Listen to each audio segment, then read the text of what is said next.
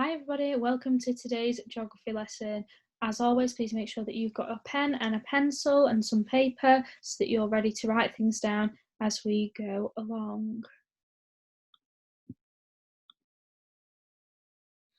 Okay, we're going to start off today by recapping what we were learning last week. We learnt about harbour towns and compared Whitby to Barnsley, a town that's near us, that isn't on the coast, that isn't by the sea. So what I want to know to start us off is what you can remember about Whitby. Okay? You can make a spider diagram like mine, and you can use these as prompts to help you. So Whitby is a what town? Or you might call this something else, or you could call it something else. What is Whitby bigger than? What is it smaller than? Does it have many or few roads? Does it have many or few houses and buildings? Does it have many or few fields? What facilities has it got? It has a train station, it has a church, it has schools. What else does it have? What types of shops does it have? Pause the video, have a go at making your own mind map on your piece of paper.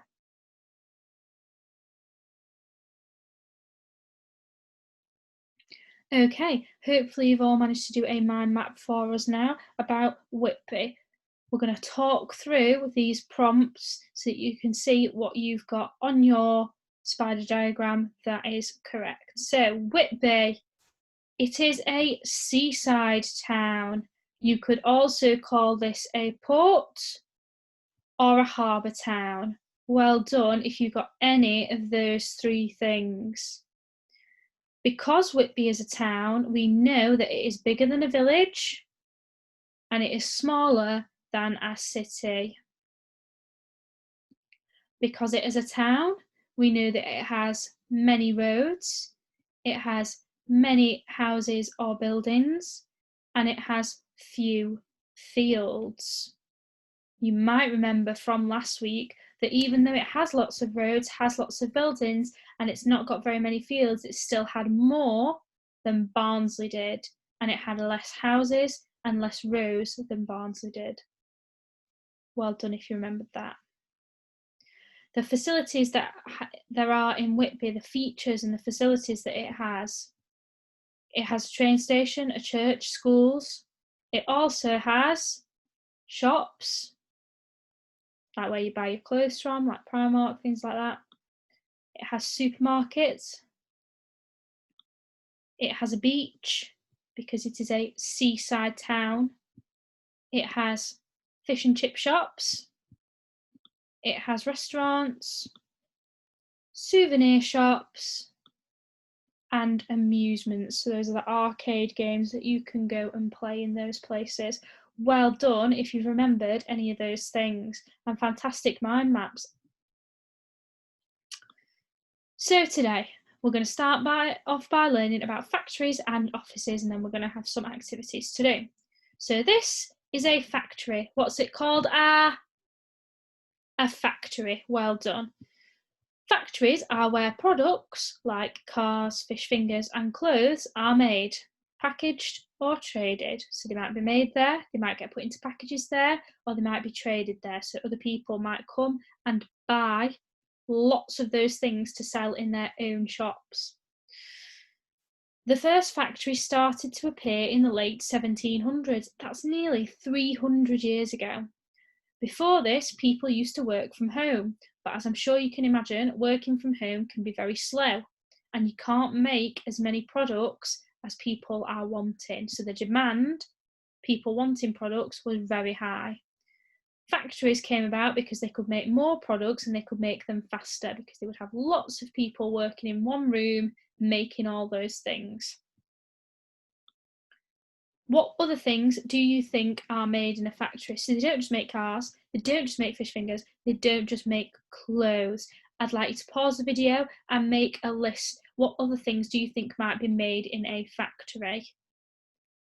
Remember, it has to be something that we make a lot of. That's why factories exist, because we need to make lots of them.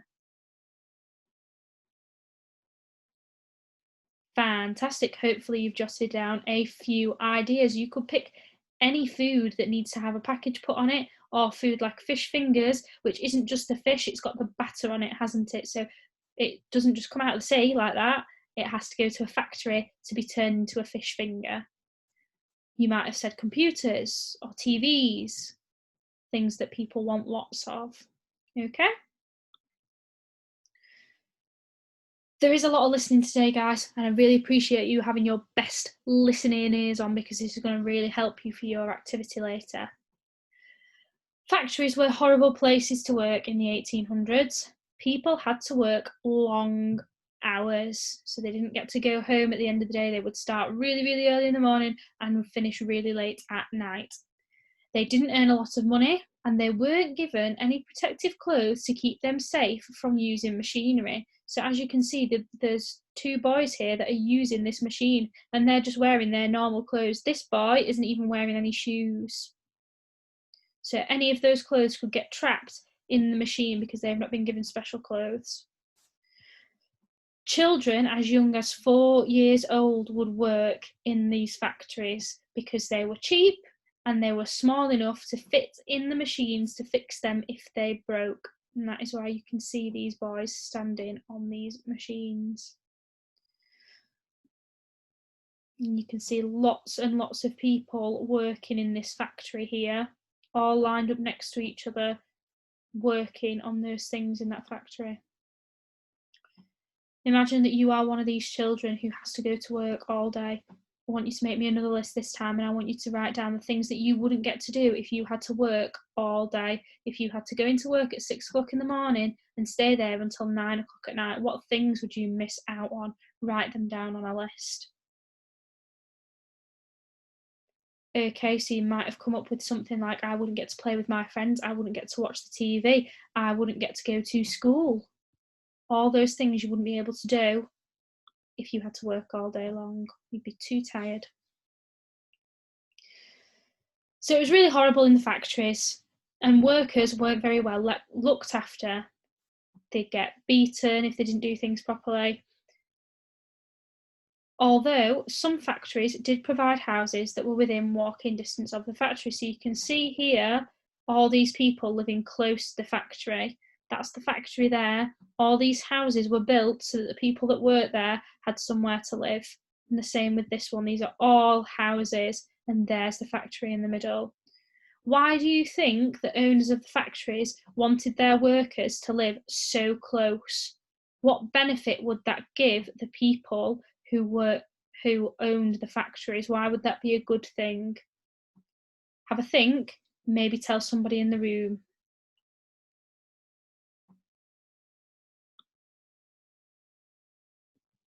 So the reason that the factories made houses that were so close to where the factories were because it was easier for workers to do those long hours that the bosses wanted. So if you only lived 5 minutes walk away from where you worked, you could have no excuse to not go to work. You had to go every single day because it only took you 5 minutes to get there. However, even though factories used to be really, really horrible in the 1800s, they are much better now. People are paid fairly, children aren't allowed to work, and workers are given equipment and training that they need to work machines. You can see here this man is wearing protective clothing and he's got a helmet on and a mask to keep him safe. Many factories also have less workers now due to the increase in technology. Machines have replaced people and are less likely to break, and technology increases the efficiency of remaining workers. So it's basically saying that machines make our jobs easier. And that's why you can't really see any people in this picture, and why there's only one man in this factory, because they don't need as many people working there anymore, because machines can do the jobs for them or make their jobs easier. So those are factories. And that's what we had in the 1800s, 300 years ago almost. Now, we do still have factories, but we also have offices, which we didn't really have then. We've got more offices than what we used to have in the 1800s.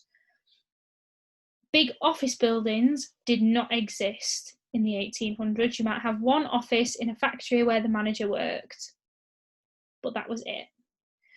Part of the reason that there are so many offices is because we've got all of this technology today. Many jobs have people needing to ring up customers on a telephone or just using the telephone and using a computer to do their jobs. And obviously in the 1800s, we didn't have computers, we didn't have telephones, at least not at the beginning of the 1800s. So there wasn't really a need for people to be sitting at desks all day doing work. Why weren't there as many offices in the 1800s as there are now? I'm going to delete this so that you can't use this to help you. Think about what I've just said. Why weren't there as many offices in the 1800s as there are now? Tell somebody in the room. Fantastic. So hopefully you said something along the lines of there weren't offices because they didn't have computers, they didn't have telephones. Why would they need people to sit at desks? There weren't offices because lots of people, most of the people, worked in factories instead. The offices of today would be considered nicer places to work than the factories from 300 years ago. They've got heating, air conditioning, windows, and regular hours with regular breaks. People get paid fairly and they get to take holidays as well. So there's an office building. We've got a nice office here. It's got some plants in it. Everybody gets to sit nice and close together so they can have a chat, and they've got a nice window that looks outside. Everybody looks happy. They look like they're doing their work together. You wouldn't have been able to do that in a factory because you weren't allowed to talk or you would be punished. So factories and offices, these really, really big buildings where people worked. What type of settlement do you think that these places would be? Do you think they would be in a village? Do you think they'd be in a town? Or do you think they'd be in a city? Shout out your answer now. Fabulous. So, factories and offices are in towns and cities because they are bigger than a village. They've got more room. So why do you think towns and cities are a good place to have the factories? I might have just given you a clue. I think they are in towns and cities because towns and cities are, what do we know about towns and cities that means that it would be good to have a factory or an office there? Pause the video, have a think, tell somebody in the room, or write down a sentence. Why do you think that towns and cities have offices and factories? Fabulous, well done year 2. They are bigger, so towns and cities are bigger than villages, so it makes more sense to have a big building in a big place. And they also have better access to transport. So in villages, we don't tend to have things like train stations. We might do, but we don't always do. Whereas in towns and cities, they usually have a train station. As we know, some towns have a port where their boats come in and they can send boats with goods on them. So it makes sense that they would have factories and offices in these places because they're going to be busier. They're going to be able to trade with more people in these places because they can travel to more places easily. Now we're going to play a little bit of a game like Guess Who. It's called Where Do You Think I Work and When? I'm going to show you a picture of a person and I'm going to read the speech bubble to you about what they say about their job. And I want you to decide, where do you think they work? Do they work in a factory or do they work in an office? And when do they work? Do you think they worked in the 1800s when it was all crowded and cramped inside those horrible factories? Or do you think they work now, where if you do work in a factory, it's much easier because you've got all that technology to help you with your job? Or maybe they work in an office instead, and that would be happening now. So you decide, is it a factory or an office, and is it now or in the 1800s? My name is Ursa. I wash and package apples for my job. There are lots of other people who work here. We are paid well and I like my job. Do you think that is a factory or an office? Shout it out now. It's A factory, well done. We can tell that it's a factory because he's talking about washing and packaging apples for his job. They don't do that at desks, they work on their computers or they work on the phone. It also says that there are lots of other people who work here. There are lots of people who work in places like that. When do you think this job is? Do you think it's now or in the 1800s? Shout it out. It's now. We can tell that because it says we are paid well and I like my job. In the 1800s, they didn't get paid very much money. So if they were paid well, it's now. That's what's happening now. Great start. Our next lady. My name is Joanne. My job is to ring customers and help them with any problems they have. My desk is next to the window and I love seeing the river when I work. Is that a factory or an office? Shout it out. It's an office. Fantastic. We can tell that it's an office because it talks about ringing customers and about her desk. And do we think it's now or do we think it's in the past, in the 1800s? Shout it out. It's now. We know that it's now because she's talking about ringing customers. Okay, if she's ringing customers on the telephone, then she must have a telephone, and they didn't have those at the beginning of the 1800s. Next one. My name is Josh. I'm 8 years old. I don't like working. The boss is mean and it's always hot in here. We don't have windows to let the air in. Where do you think Josh works? Is it a factory or an office? It's a factory. Fantastic. We can tell that it's a factory because it's talking about it being really hot because there were lots of people that were working there, that they don't have these windows because they didn't take care of their workers in the factory. And that also tells us that it is the 1800s because if he's 8 years old, he wouldn't be able to work in a factory now or in an office now. He couldn't work anywhere because he's only 8. Well done if you got that right. My name is Lorelei. I don't really like sitting at a computer all day and I have to travel for an hour to get to the city, but I suppose the money is okay. Where do you think this lady works? In an office or in a factory? Shout it out. In an office. We know she works in an office because she talks about sitting down all day. And it also says that the money is okay and that she has a computer, and that tells us when she's working. Is that now or in the past? It's now. Fantastic. And we've just got one more. My name is Gabe. I can walk to work, which is good, but it just means I do more hours. I get told off if I'm not working and I don't get paid a lot. Where do you think he works?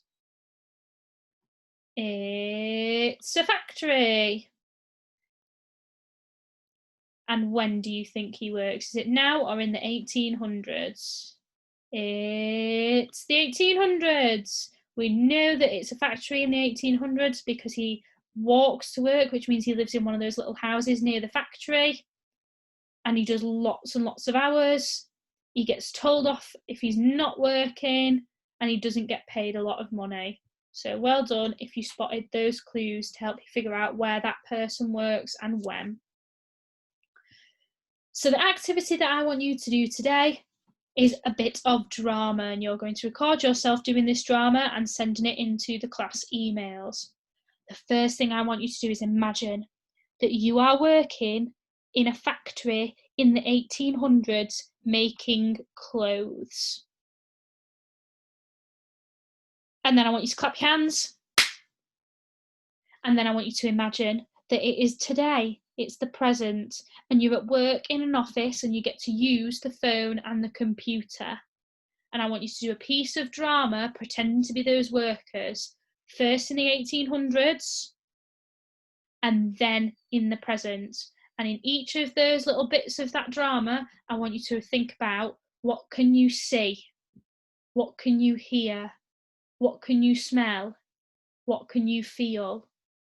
All of those things are going to tell me and Miss Hamami when we watch your videos what it is like at that time, where you are, whether that's in the 1800s in a factory making clothes, or if that's now at an office at a computer. Your drama piece needs to tell us that. So I'm going to give you a little example, okay? I'll make myself a bit bigger and then you can see. And I'm going to think about those senses. What can I see? What can I hear? What can I smell? What can I feel? It starts in the 1800s. And I'm doing some work. You can see me doing some work. I can see the clothes that I am making. I pass the clothes to the next person so that they can do their job. I feel tired. I have been working for hours. It is really hot in this room. I can smell everybody's sweaty bodies because they've been working all day.